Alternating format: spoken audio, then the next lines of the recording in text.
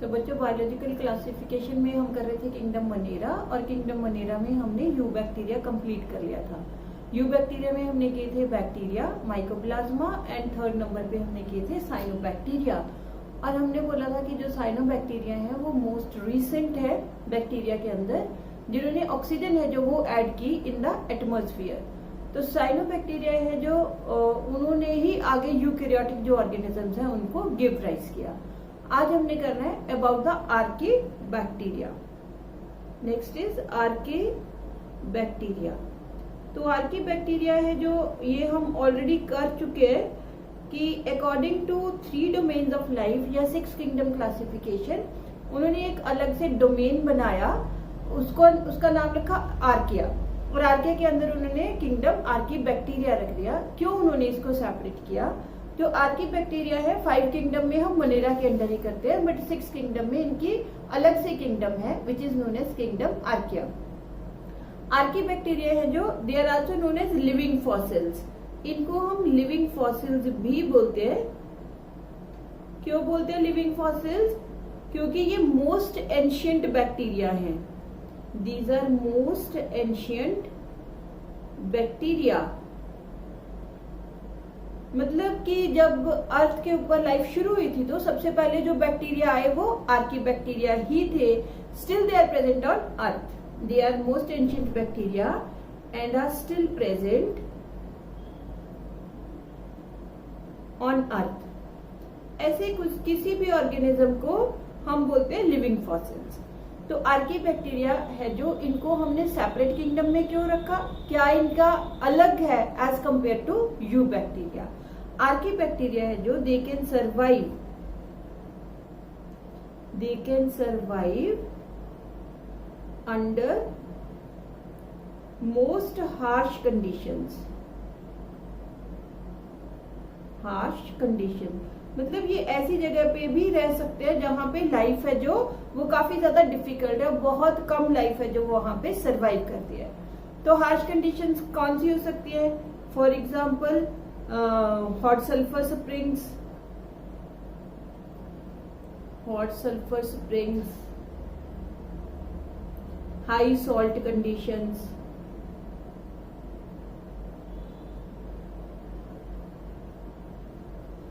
High salt condition मतलब acidic conditions में रह सकते हैं। देन बहुत ज्यादा गर्म जगह पे रह सकते हैं, बहुत ज्यादा ठंडी जगह पे रह सकते हैं इन स्नो।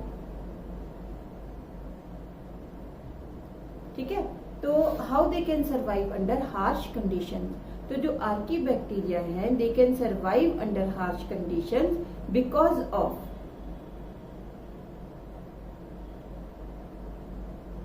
एक तो है due to their cell wall. Due to their cell wall हमने किया था कि बैक्टीरिया जो यू बैक्टीरिया हमने किया था, साइनोबैक्टीरिया क्या था, उसमें हमने कहा था सेल वॉल किस चीज की बनी हुई है? सेल वॉल बनी हुई है पेप्टिडोग्लाइकन्स या म्यूरिन की। इनके पास म्यूरिन नहीं होता, इनकी सेल वॉल डिफरेंट है फ्रॉम यू बैक्टीरिया, क्योंकि इनकी सेल वॉल बनी होती है सूडोम्यूरिन की, that is proteins and carbohydrates होते हैं। इनके पास नाइट्रोजन नहीं होती, इनके पास नाइट्रोजन होती है बट प्रोटीन एंड कार्बोहाइड्रेट्स है जो इनके पास प्रेजेंट होते हैं, जिसको हम सूडोम्यूरिन बोलते हैं। Due to their cell wall is made up of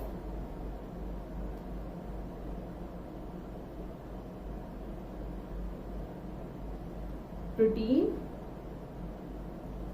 and carbohydrates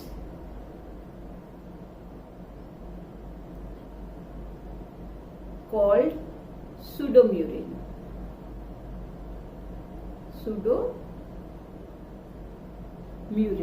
ठीक है, तो सेल वॉल डिफरेंट है। दूसरी चीज, इनकी जो सेल मेम्ब्रेन है, प्लाज्मा मेम्ब्रेन जिसको हम बोलते हैं, cell membrane consist of single layer of branched chain lipids. तो क्या मतलब है इसका? देखो, जो नॉर्मल सेल मेम्ब्रेन होती है, बाकी के प्रोकैरियोट्स जैसे हमने किया था eubacteria as well as in eukaryotes, सब में जो सेल मेम्ब्रेन आपने पढ़ी होगी, प्लाज्मा मेम्ब्रेन, 9th-10th में शायद ये चैप्टर आता है, तो हम कहते हैं कि प्लाज्मा मेम्ब्रेन है जो that is made up of phospholipid bilayer. ऐसे होती है बेटे in eubacteria and eukaryotes. Cell membrane होती है made up of phospholipid bilayers like this. ये फॉस्फोलिपिड बाइलेयर है, ये जब हम बायोमॉलिक्यूल्स करेंगे वहां पे पूरी स्ट्रक्चर आएगी। ठीक है, this is phospholipid bilayer. But in archaebacteria ये कैसी बनी होती है? In archaebacteria there is monolayer of the phospholipids. ऐसे ये एक लेयर है बेटे फॉस्फोलिपिड्स की, दो लेयर्स नहीं होंगी।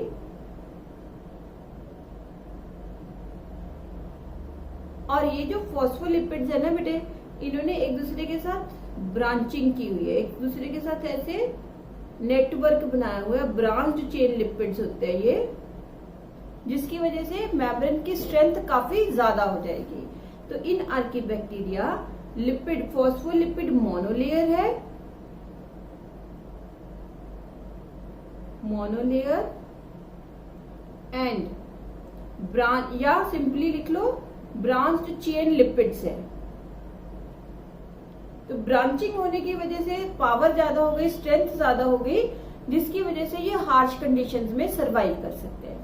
थर्ड सिर्फ हमने करना है एमसीक्यूज के लिए। इनका जो 16S rRNA होता है, ये भी हम बायोमॉलिक्यूल्स में करेंगे बेटे। यहाँ पे बस आप देख लो, rRNA इज राइबोसोमल RNA, जिसने राइबोसोम बनाना है। ठीक है, rRNA इज राइबोसोमल RNA, जिसने राइबोसोम को बनाना है। That is different from that of eubacteria. हालांकि ये प्रोकैरियोटिक ही है, बट क्योंकि ये एंशिएंट है तो उस टाइम पे जो इवॉल्व हुआ उसके अकॉर्डिंगली कि 16S rRNA पहले सिंपल था, फिर कॉम्प्लेक्स हो गया, इनके पास मोनोलेयर थी इनिशियली, फिर बाइलेयर में कन्वर्ट हो गए। इनके पास पहले सुडोम्यूरिन था, फिर वो म्यूरिन में कन्वर्ट हो गया। तो ये 3 रीजंस हैं जिसकी वजह से हार्श कंडीशन में सरवाइव कर सकते हैं। ये जनरली 2 मार्क्स क्वेश्चन आता है, how archaebacteria can survive under harsh condition. तो एनसीईआरटी ने 2 दिए हुए हैं, आपको ये 2 ही लिखने हैं, तीसरा सिर्फ एमसीक्यूज के लिए है। अब क्या है कि जो ये आर्कीबैक्टीरिया है, they can be true anaerobes और they can be facultative anaerobes. Archaebacteria can be obligate anaerobes और they can be facultative anaerobes। तो ये हम डेफिनेशंस पहले ही कर चुके हैं। True anaerobes which can survive only under anaerobic conditions।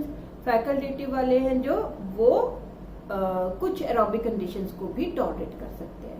And they can be classified into 3 categories, 3 types, या they can be classified into 3 categories. First हम करेंगे मिथेनोजेंस,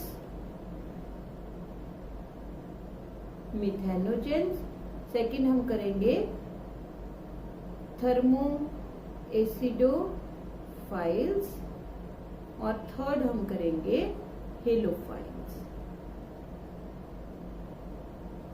हाई सॉल्ट कंडीशंस। ठीक है, तो methanogens, thermoacidophiles and halophiles. First is methanogens. क्या लगता है methanogens मतलब, मिथेनो मतलब मीथेन, जेंस मतलब प्रोड्यूस करने वाले। तो ये जो बैक्टीरिया है ये स्ट्रिक्टली एनारोब्स होते हैं, ट्रू ऑब्लिगेट एनारोब्स होते हैं, और ये मीथेन प्रोड्यूस करते हैं। मीथेन हम कहाँ पे प्रोड्यूस करते हैं? एक तो बेटा ये मार्शी एरियाज में सरवाइव करते हैं। तो मार्शी एरियाज में जो फॉर्मिक एसिड होता है, कार्बन डाइऑक्साइड होती है, उससे ये जब अपना फूड बनाते हैं तो इन टर्न ये क्या रिलीज करते हैं? मीथेन। तो वो मीथेन है जो वो इन्वायरमेंट में ये रिलीज कर देते हैं। तो इस तरह से मीथेन है जो वो पॉल्यूटेंट होती है, तो ये एक नेचुरल समझ लो पॉल्यूटेंट की तरह एक्ट करते हैं। मतलब नेचुरली मीथेन है जो वो मार्शी एरियाज में बनेगी ही बनेगी और इवॉल्व होगी and will cause the pollution. But ये जो मिथेनोजेंस है इनकी कुछ जो है यूजफुल एक्टिविटीज भी हैं, क्योंकि कुछ मिथेनोजेंस है जो वो रहते हैं इन द र्यूमन ऑफ द कड च्यूइंग एनिमल्स या रूमिनेंट्स। तो र्यूमन क्या होता है? र्यूमन होता है जैसे हमारा स्टमक है ना, हमारे स्टमक का एक ही चैम्बर होता है, बट जो रूमिनेंट्स होते हैं, रूमिनेंट्स इज कड च्यूइंग एनिमल्स। कड च्यूइंग होता है कि जैसे आपने कभी काउज बफलोज वगैरह कभी गौशाला गए हो, देखा हो आपने कि जो काउज हैं जब वो अपना खाना खाते हैं, खाना खाने के बाद वो सारा खाना जो वापस वो झाग से बन के उनके माउथ में आता है, उनको हम बोलते हैं कड च्यूइंग एनिमल। तो जो कड च्यूइंग एनिमल्स होते हैं उनका स्टमक सिंपल नहीं होता, उनके स्टमक के 4 चैम्बर्स होते हैं, उनमें से एक चैम्बर होता है र्यूमन। तो ये जो मिथेनोजेंस है ये उनके र्यूमन में रहते हैं एज सिम्बायंट, और क्योंकि वो सारा घास फूस हर्बीवोरस है, घास फूस खाते हैं and that is made up of cellulose, तो वो वहां पे सेल्यूलोज को डाइजेस्ट करने में इसकी हेल्प करते हैं। बैक्टीरिया है जो वो सेल्यूलोज को डाइजेस्ट करने में हेल्प करेंगे और उनको फूड मिलेगा। हमारे अंदर सेल्यूलोज है जो वो डाइजेस्ट नहीं होता, हम खाते हम भी प्लांट्स हैं, बट उनका सेल्यूलोज हमारे अंदर डाइजेस्ट नहीं होता। जो सेल्यूलोज है वो उसकी रफेज वैल्यू होता है, ठीक है। तो ये जो मिथेनोजेंस है दे आर क्या है? ट्रू एनारोब्स है। Methanogens are obligate anaerobes, they are autotrophs,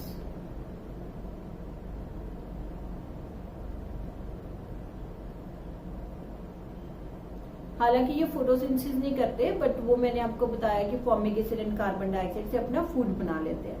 they are autotrophs, they can live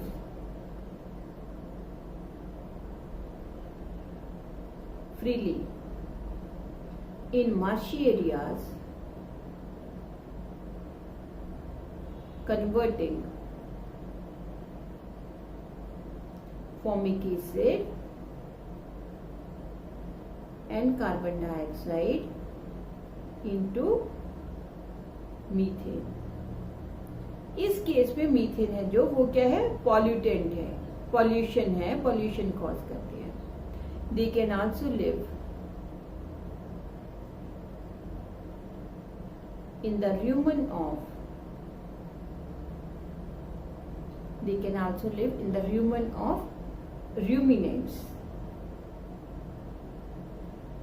Rumen क्या है? Rumen is part of stomach of herbivores, ठीक है।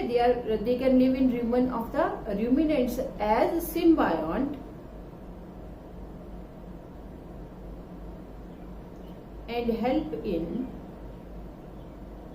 digesting cellulose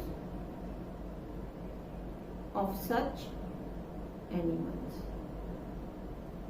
तो रूमिनेंट्स कौन से हैं? काऊ हो गए, बफलो हो गए, ठीक है। काऊ, बफलो, शीप वगैरह ये सारे क्या है? रूमिनेंट्स है।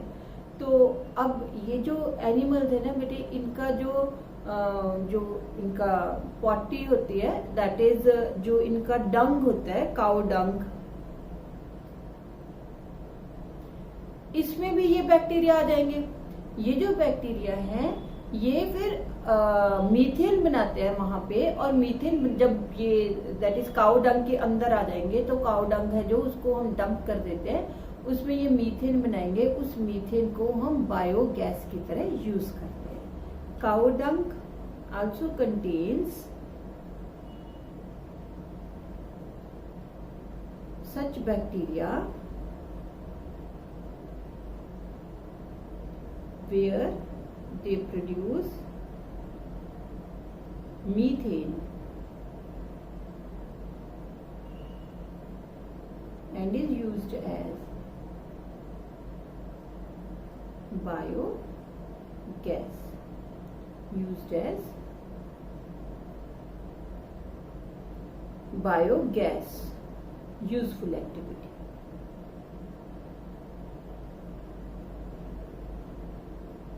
तो एग्जाम्पल्स लिखने हैं हमने। एग्जाम्पल्स में हमारे पास आ गया for example मिथेनोबैक्टीरिया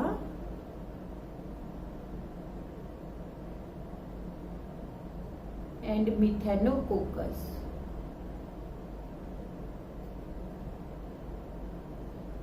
similarly in the rumen, यही बैक्टीरिया भी लिख सकते हो, र्यूमन में है मिथेनोबैक्टीरिया and र्यूमिनोकोकस।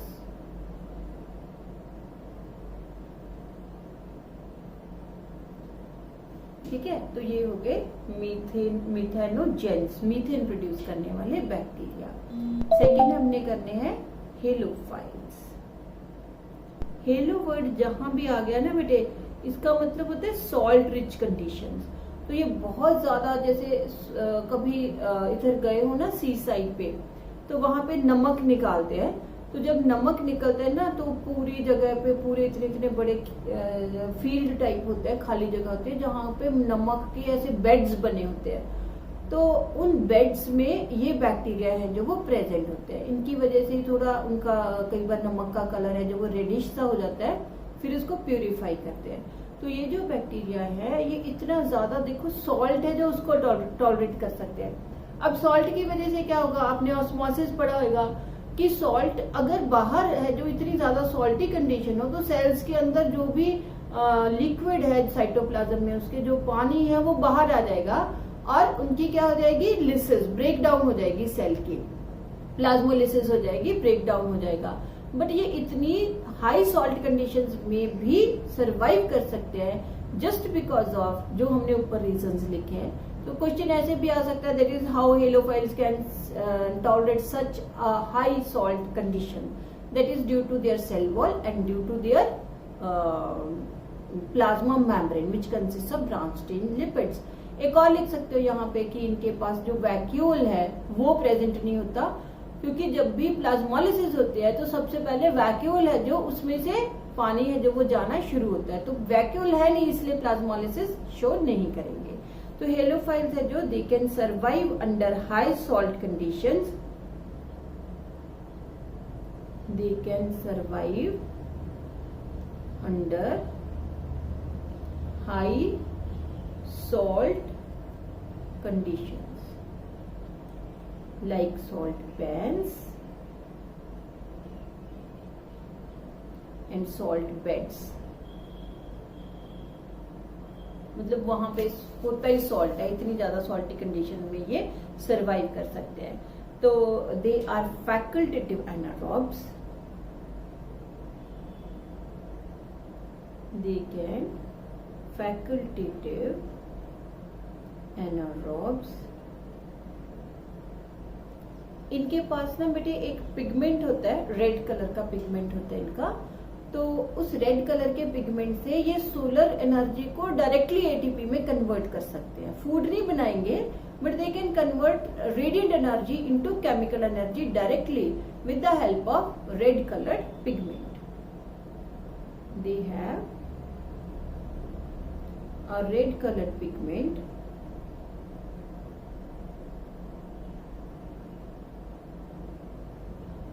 due to which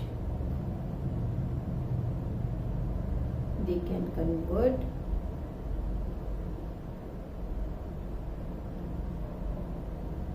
radiant energy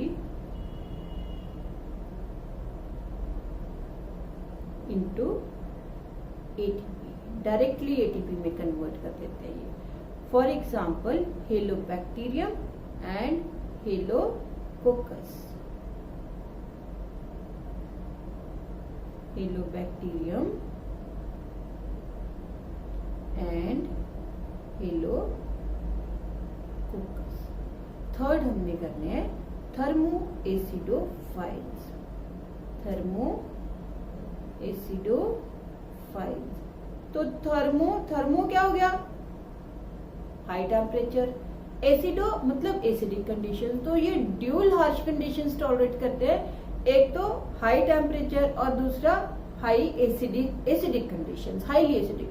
जैसे पीएच वैल्यू 2 हो तब भी ये वहां पे सरवाइव कर सकते हैं। They can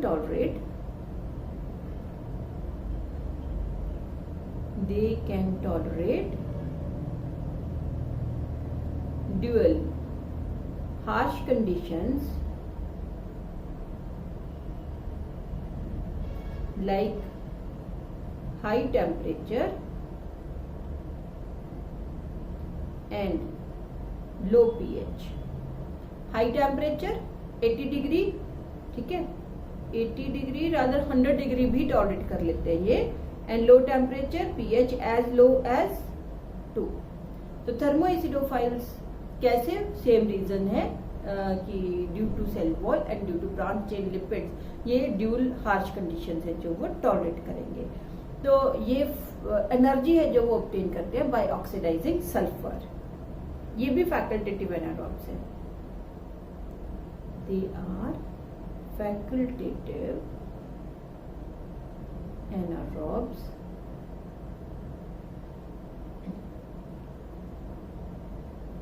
they can obtain energy by oxidizing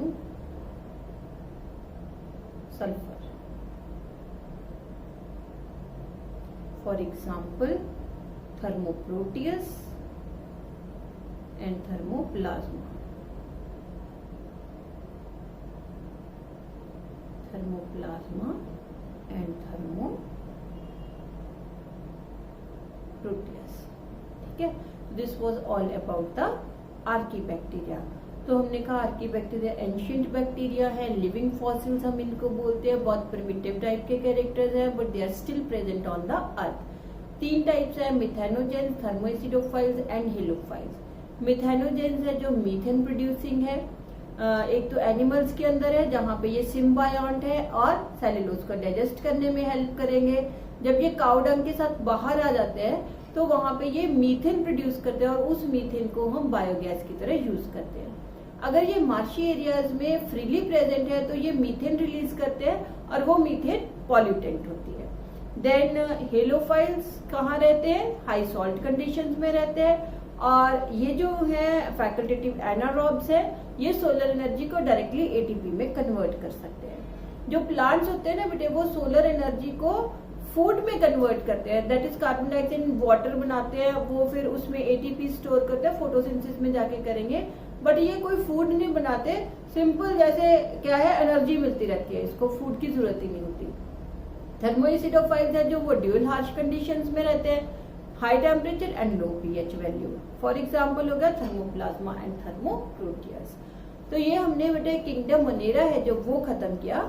बाकी जो इसके लाइक सेल वॉल के कैरेक्टर्स हैं एंड अदर कैरेक्टर्स हैं, इसके सेल के कैरेक्टर्स हैं, वो हम वहां पे दिया हुआ है जहां हम सेल स्ट्रक्चर करेंगे।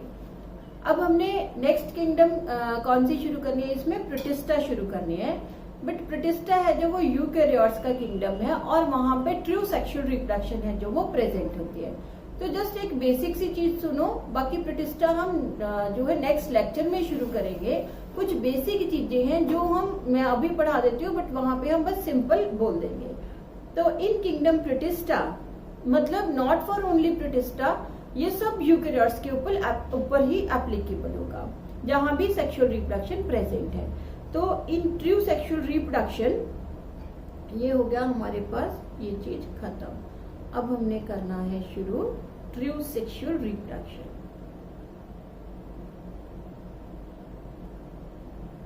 क्योंकि जो मोनेरा किंगडम है उसमें हमने बोला था ट्रू सेक्सुअल रिप्रोडक्शन क्या है, एब्सेंट, सिर्फ जेनेटिक रिकॉम्बिनेशन प्रेजेंट है। तो ट्रू सेक्सुअल रिप्रोडक्शन क्या है, true sexual reproduction may be uniparental हो, मे बी बाई पेरेंटल हो, जरूरी नहीं है कि वो हमेशा बाई पेरेंटल ही हो। कई बार होता है कि मेल एंड फीमेल गैमीट्स है जो एक ही पेरेंट प्रोड्यूस कर देते हैं। लोअर जब प्लांट्स हम करेंगे तो लोअर प्लांट्स में ऐसे ही होता है कि पेरेंट एक ही है बट वो 2 टाइप के गैमीट्स प्रोड्यूस करता है और दोनों टाइप के गैमीट्स आपस में फर्टिलाइज हो जाते हैं। तो ट्रू सेक्सुअल रिप्रोडक्शन में it may be uniparental,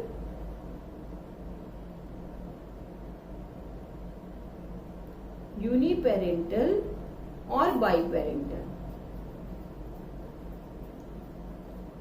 but there is formation of gametes, always there is formation of gametes, ठीक है। तो गैमीट्स है जो, इनके लिए याद रखना है कि गैमीट्स ऑलवेज क्या होते हैं, हैप्लॉइड होते हैं। गैमीट्स आर ऑलवेज हैप्लॉइड, कोई एक्सेप्शन नहीं है जहां पे गैमीट्स डिप्लॉइड हो। Gametes are always haploid.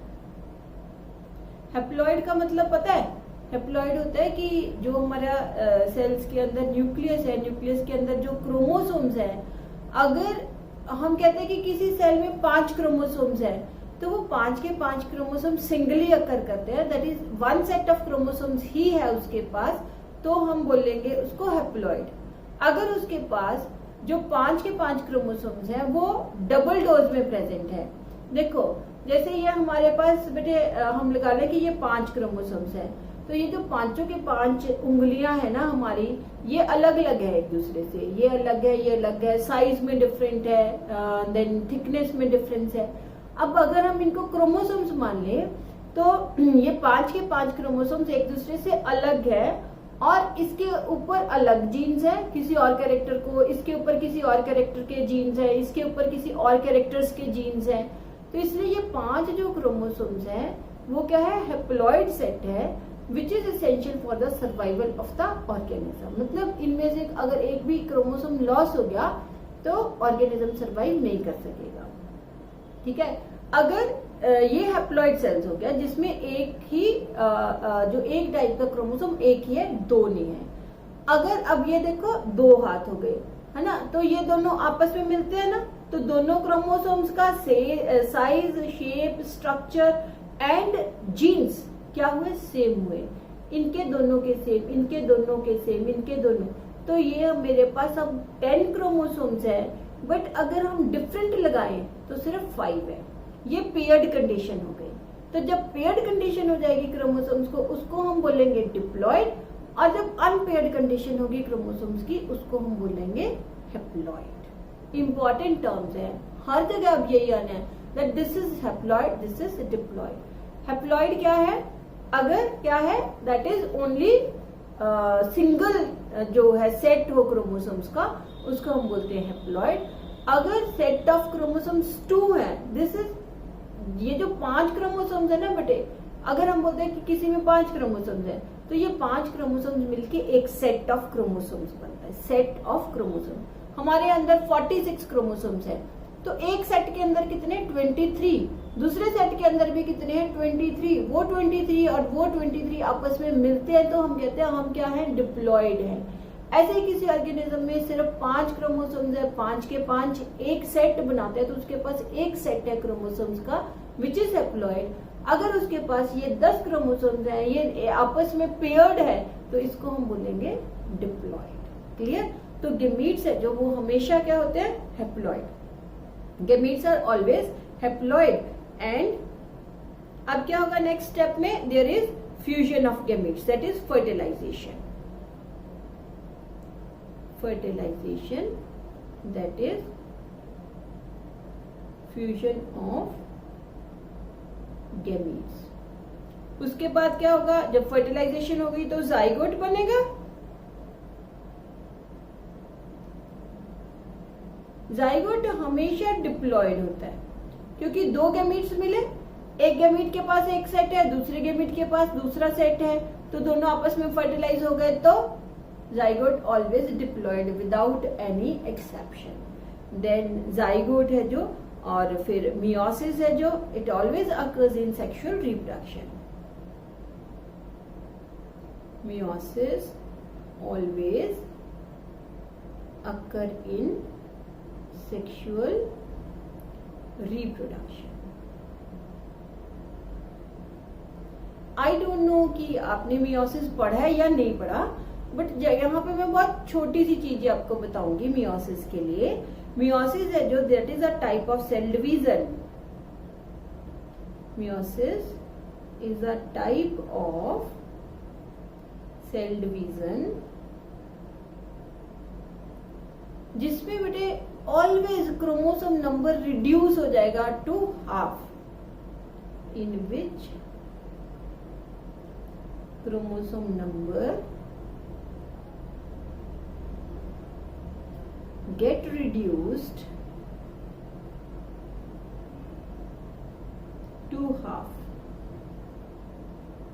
आधा रह जाएगा chromosome number.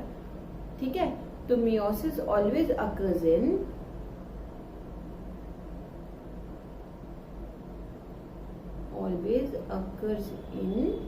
Diploid cells only. Haploid cells में मियोसिस नहीं हो सकती। देखो क्या है कि जब मैं कहती हूँ कि ये डिप्लॉयड नंबर है मेरे पास क्रोमोसोम्स का ना, तो जब मियोसिस होगी तो एक पूरा सेट एक साइड चला जाएगा, एक सेल में चला जाएगा, दूसरा पूरा सेट दूसरे में चला जाएगा। अगर हम कहते हैं हैप्लॉयड में हो, हैप्लॉयड में तो इतने ही है, तो ये तो ऐसे तो हो नहीं सकता कि 2.5 क्रोमोसोम इधर चल जाए, 2.5 क्रोमोसोम्स इधर चल जाए, क्योंकि हम कह रहे हैं कि ये 5 क्रोमोसोम्स किसी ऑर्गेनिज्म के सर्वाइवल के लिए जरूरी हैं, तो 5 तो जाने चाहिए ना, इसलिए मियोसिस हैप्लॉयड है। हैप्लॉयड सेट में जो नहीं हो सकती, कभी भी हैप्लॉयड सेल में मियोसिस नहीं होगी, बट मियोसिस के बाद सेल्स हैप्लॉयड हो जाएंगे, तो ये हमेशा डिप्लॉयड सेल्स में होगी। जैसे हमारे अंदर आपको पता है 46 क्रोमोसोम्स है, 23 पेयर्स है, तो जब सेल्स में मियोसिस होगी तो 23 क्रोमोसोम्स एक साइड जाएंगे, 23 दूसरी साइड जाएंगे, तो हैप्लॉयड एक साइड पूरा का पूरा सेट है जो वो चला जाएगा, गेमीट्स बन जाएंगे, वो गेमीट्स फर्टिलाइज होंगे, वापस 46 क्रोमोसोम्स हो जाएंगे। ठीक है, तो मियोसिस है जो अभी सिर्फ इतना समझ लो, रिडक्शनल डिवीजन हम इसको बोलते हैं, it is called reductional division, it is called reductional, reduce करना क्रोमोसोम नंबर को, दैट इज रिडक्शनल डिवीजन। अब जो सेक्सुअल रिप्रोडक्शन है उसमें जो हम टर्म्स यूज करेंगे कि depending upon the type of gametes, depending upon the type of gametes, sexual reproduction can be, sexual reproduction can be, एक तो हो सकता है आइसोगेमी। आइसोगेमी का क्या मतलब? आइसो मतलब सेम, गैमी मतलब गेमीट्स भी है एंड फर्टिलाइजेशन भी है। तो अगर सेम गेमीट्स की, कि उन गेमीट्स में शेप, साइज, स्ट्रक्चर किसी का कोई फर्क नहीं है, गेमीट्स हैं जो बाहर से मॉर्फोलॉजिकली दे आर सिमिलर, उनका फ्यूजन होता है, तो हम बोलेंगे isogamy, that is fertilization of morphologically similar gametes. फिर है सेकंड एनआइसोगेमी, एनआइसो मतलब डिसिमिलर। ठीक है, तो ये हो सकता है कि साइज में एक बड़ा हो एक छोटा हो, लाइक दिस, ये उनके फ्लैजेला होते हैं।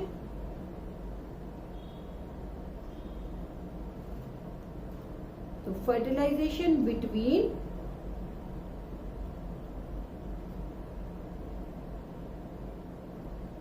Dissimilar gametes.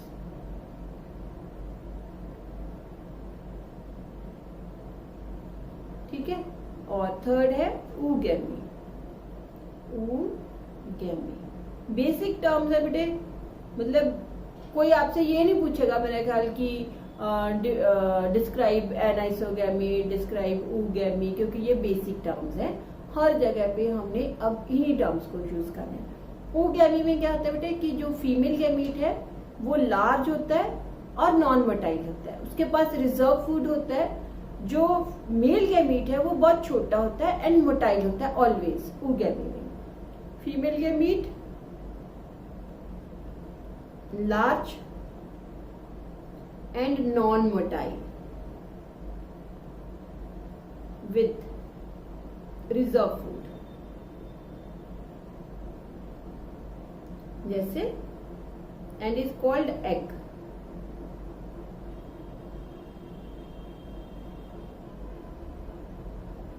And is called egg. जो मेल गैमीट है वो छोटा होएगा, मोटाइल होएगा, विथ नो रिजर्व फूड।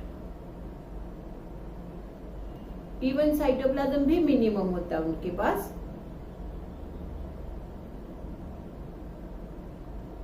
तो फ्लैजेला उनके पास प्रेजेंट होता है, मे बी 1 हो, ये तो हम आगे जाके करेंगे कि मल्टी फ्लैजिलेटेड है, सिंगल फ्लैजिलेटेड है, बट ऑलवेज वो मोटाइल होगा। तो जो मेल गैमीट है ये हमेशा, क्योंकि ये मोटाइल है, तो ये always it goes to egg and get fertilize. This is oogamete।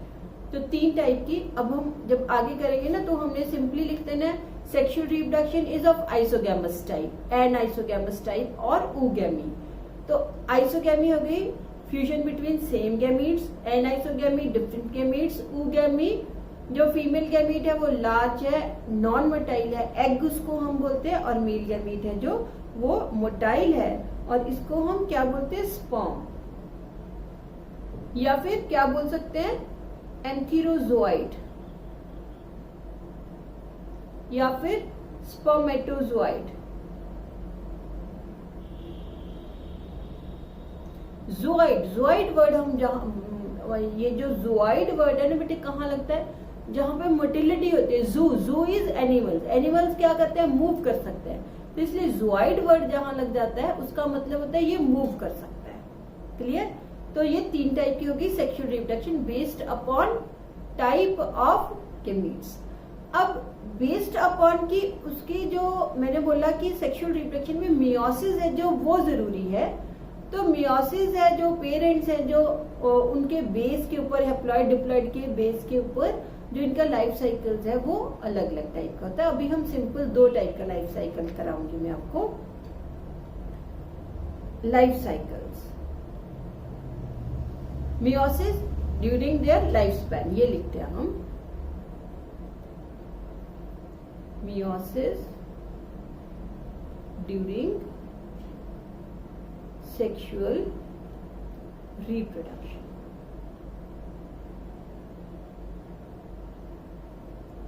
तो सेक्सुअल रिप्रोडक्शन में मियोसिस कहां और कब होनी है? अगर देखो हमने बोल दिया पेरेंट है, दिस इज पेरेंट, हम यहाँ पे यूनी पेरेंट, एक ही पेरेंट लेके चलते हैं क्योंकि 2 भी होंगे तब भी सेम ही चीज है। तो एक पेरेंट हमने ले लिया यहाँ पे, ये पेरेंट सपोज क्या है, डिप्लॉयड। 2n का मतलब क्या होता है, diploid. 2n is diploid, 1n is haploid. तो इसका पेरेंट है जो वो डिप्लॉयड हो गया। इस पेरेंट ने सेक्सुअल रिप्रोडक्शन के लिए क्या बनाने हैं, गैमीट्स। अब अगर ये गैमीट बनाता है तो गैमीट्स हमने बोला ऑलवेज क्या होने चाहिए, हैप्लॉयड, बट पेरेंट क्या है, डिप्लॉयड। तो इसलिए ये जो पेरेंट है ये यहाँ पे मियोसिस करेगा क्योंकि इसने क्या करना है, रिडक्शनल डिवीजन शो करनी है, दैट इज डिप्लॉयड से हैप्लॉयड होना है। तो ये मियोसिस शो करेगा और मियोसिस से जो गैमीट्स बनेंगे वो क्या हो जाएंगे, हैप्लॉयड। तो इसने शो की यहाँ पे मियोसिस से बन गए गैमीट्स, क्योंकि मियोसिस क्या है, रिडक्शनल डिवीजन है, तो ये हैप्लॉयड गैमीट्स बन गए। अब ये हैप्लॉयड गैमीट्स हैं जो इनकी हो गई फर्टिलाइजेशन, N और N मिल गए, ये बन गया जाइगोट, और जाइगोट क्या हो गया, डिप्लॉयड। पेरेंट भी डिप्लॉयड, जाइगोट भी डिप्लॉयड, तो इसने आगे जाके पेरेंट में कन्वर्ट हो जाना है। पूरे लाइफ स्पैन में एक ही बार मियोसिस होनी है, बार बार नहीं होनी, ठीक है। अब ये जो मियोसिस हुई, it occurs at the time of gamete formation, तो हम इसको बोलेंगे gametic meiosis. This is known as gametic meiosis.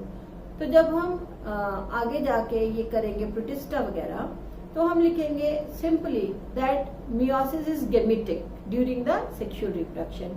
अगर गेमेटिक मियोसिस है तो ऑटोमेटिकली आपको पता होना चाहिए पेरेंट क्या होगा, डिप्लॉइड। एमसीक्यूज करोगे वहां भी आएगा कि this organism shows gametic meiosis, this means parent is क्या है, डिप्लॉइड। ठीक है, दूसरा केस ले लेते हैं हम, पेरेंट इज हेप्लॉइड। अगर क्या हो, पेरेंट हेप्लॉइड है, सेम गैमीट्स बनाएगा, गैमीट्स हेप्लॉइड है तो पेरेंट ऑलरेडी हेप्लॉइड है, इसलिए इसने गैमीट्स है जो वो माइटोसिस से बना दिए, गैमीट्स बन गए